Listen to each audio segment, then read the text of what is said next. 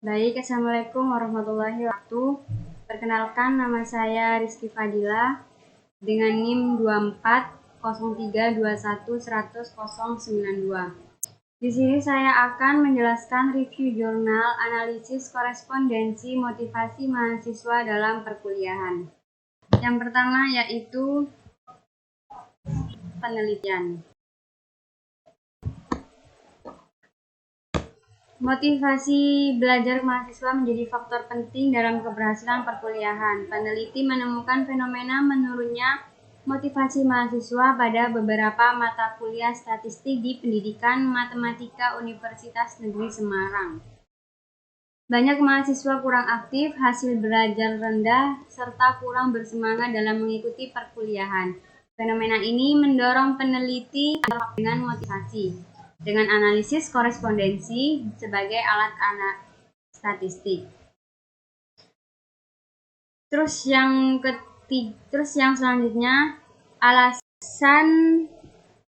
selanjutnya yaitu alasan penggunaan analisis korespondensi.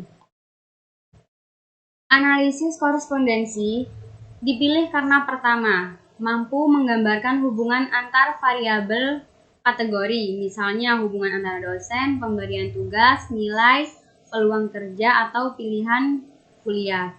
Terus yang kedua, analisis ini dapat memvisualisasikan hubungan dalam bentuk biplot sehingga lebih mudah dipahami.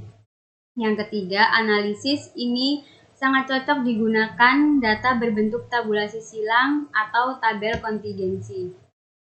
Kelebihannya, meskipun hubungan antar variabel lemah, analisis korespondensi tetap bisa menunjukkan dengan jelas pola atau keterkaitannya. Oleh karena itu, analisis ini sangat tetap relevan dipakai dalam konteks penelitian. Misalnya untuk melihat hubungan antar variabel mahasiswa dengan variabel lainnya. Terus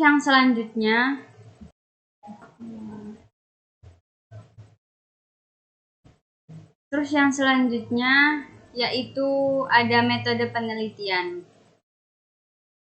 Pada bagian metode penelitian, peneliti ini menggunakan pendekatan kuantitatif dengan metode survei. Populasi penelitian adalah 129 mahasiswa pendidikan matematika angkatan sampai dengan 2025. Pengumpulan data dilakukan melalui kuesioner yang berisi beberapa variabel, misalnya kesan mahasiswa terhadap dosen, pemberian tugas, presentasi belajar, serta kuliah. Dan data yang diperoleh kemudian ditabulasikan dalam bentuk tabel kontingensi. Misalnya pada tabel ini terlihat hubungan antara kesan mahasiswa terhadap dosen dengan pemberian tugas. Dari tabel tersebut kita bisa melihat distribusi jawaban mahasiswa yang nantinya akan dianalisis lebih lanjut menggunakan analisis korespondensi untuk mengetahui pola hubungannya. Terus yang selanjutnya ini ada tabulasi data yang udah kita di Excel. Dan selanjutnya yaitu ada hasil analisis korespondensi. Dari hasil analisis menggunakan SPSS milik saya terdapat dua dimensi. Nah, pada tabel row profil dan kolom profil di sini row profil ini baris. Nah, kesan mahasiswa baik, kesan mahasiswa yang baik itu ada pada ini dengan nilai 0,711 dan baik semuanya. Dan kesan mahasiswa baik juga di sini biasa 0,247, sedangkan yang tidak baik ini lebih menonjol ke sini dengan nilai 0,278. Sedangkan di kolom profile yang di kolom pemberian tugas ada ini lebih menonjol ke yang kesan mahasiswa baik dengan nilai 0,812 dan yang ini pemberian tugas biasa juga menonjol ke kesan mahasiswa yang baik itu 0,750, dan tidak ada tugas ini menonjol ke yang tidak baik 0,455.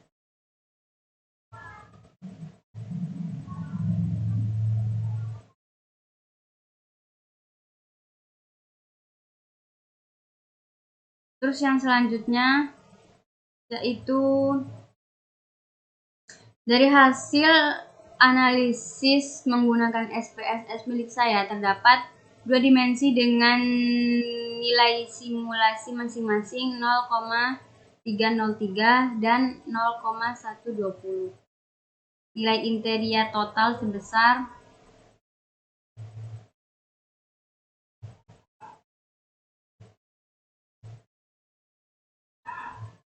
0,106,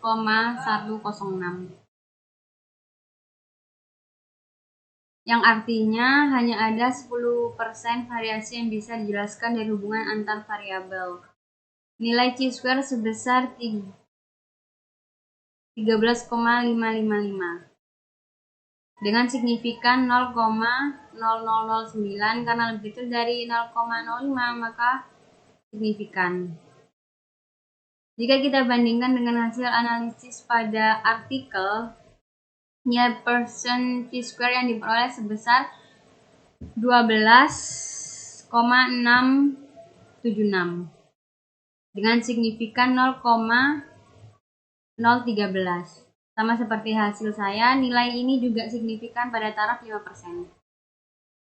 Artinya, baik pada artikel maupun hasil saya, ditemukan adanya hubungan yang nyata antara kesan mahasiswa terhadap dosen dengan pemberian tugas.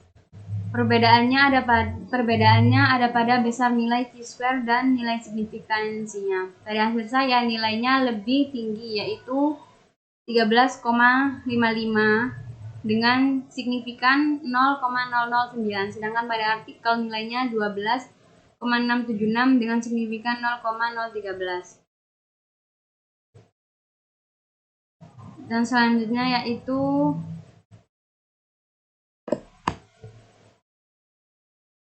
hasil analisis pada tabel overview row points dan column points dapat menunjukkan kesan mahasiswa tidak baik itu lebih menonjol kontribusinya pada dimensi 1, yaitu dengan 0,703.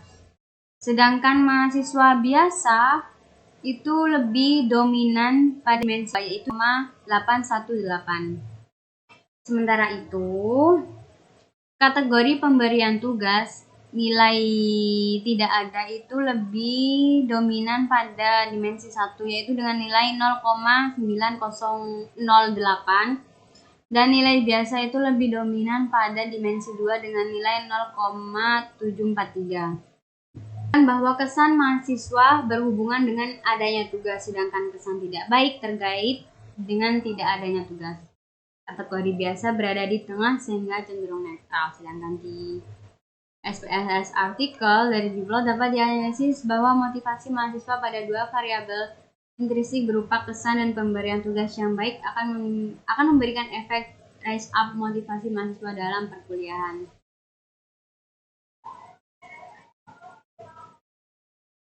Untuk selanjutnya yaitu kritik pada artikel. Yang pertama yaitu ada kelebihan. Penelitian mencakup seluruh populasi, yaitu 129 mahasiswa sehingga hasilnya itu representatif. Yang kedua, analisis korespondensi tepat untuk melihat hubungan antar variabel kategori. Penyajian. Yang terakhir, penyajian data lengkap sehingga tabel kontingensi uji square dan biplot. Kekurangannya, yang pertama, hubungan antar variabel cenderung lemah. Terus yang ketiga, variabel motivasi yang diteliti masih terbatas. Terus yang terakhir, artikel kurang membahas implikasi praktis bagi pembelajaran. Pelajarannya yaitu analisis korespondensi efektif untuk menggambarkan hubungan motivasi mahasiswa dengan faktor internal maupun eksternal. Dan untuk saran, perlu peneliti lanjutan dengan metode lain seperti regresi atau faktor analisis. Terus yang kedua, variabel motivasi sebaiknya diperluas agar hasil lebih komprehensif. Dan yang terakhir, hasil peneliti dapat dijadikan dasar strategi peningkatan motivasi belajar mahasiswa. Baik, sekian presentasi dari saya. Bila ada salah kata mohon dimaafkan. Assalamualaikum warahmatullahi wabarakatuh.